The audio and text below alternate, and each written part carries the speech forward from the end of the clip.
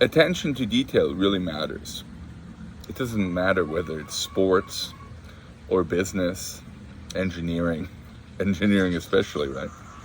Attention to detail over the course of a certain amount of time makes a big difference in the end. You know, I'm a coach, I'm a rowing coach, and I went to the Olympics, won, and I won a gold medal because the coaching that I received was paying attention to detail. My training intensity was carefully monitored. How I rowed the boat that weighs, literally almost just 10% of my own body weight.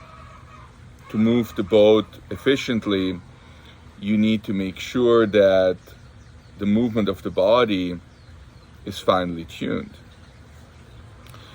And that is the importance about having the right mentor, the right coaching, elite coaching.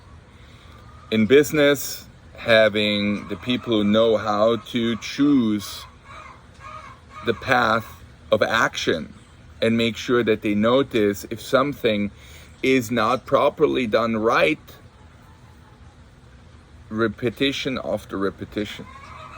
So I watched a race, a regatta, a week ago, where one crew has won often and won again last week by 2 seconds.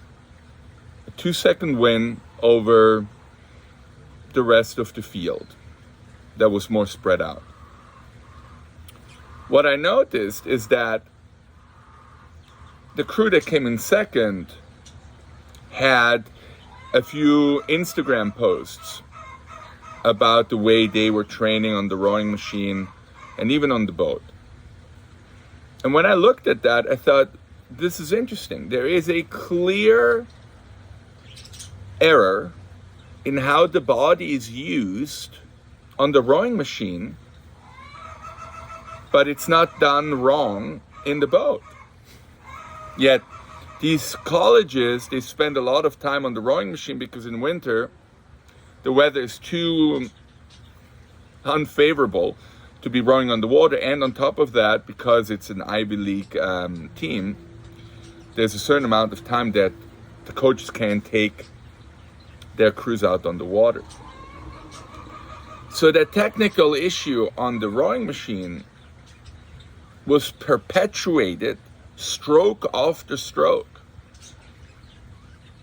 leading to an overuse of the small muscles rather than using the larger muscle group that helps propel the boat significantly faster. So fast forward to this last regatta, and one crew wins by 2 seconds. And the other crew kept repeating the same technical mistake. The motivation for me to share this is because at what point does a coach not realize that they need to take what they do under the magnifying glass and look at what they're doing that they don't pay attention to? There was a great TED talk about a surgeon who said, once you get your degree and you start doing surgery and, you passed your residency and everything, start doing surgery. But who checks how they are doing or how can they keep improving? So that surgeon on the TED talk asked his former professor to come audit him with the surgery. And the surgery went beautifully well, and the surgeon thought the professor would have nothing to say because everything went so well. Yet the retired professor gave him a little stack of notes with suggestions how to improve. And that was an eye-opener for this TED speaker.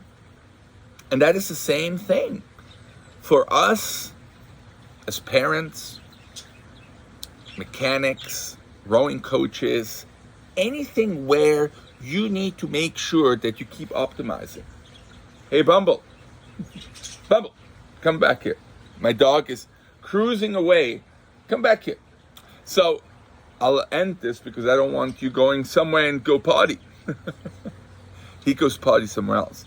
He's not pottying in our lovely little garden. There you are. Come on back, Bumble. And that's the bike that I sit on when I coach. Yeah, Bumble, you're very sweet. So don't be complacent. Coaches, don't be complacent. Don't blame your rowers. Don't blame the fact that you don't get the best recruits. I can tell you one thing, that who you recruit has nothing to do in the end about losing a race by 2 seconds.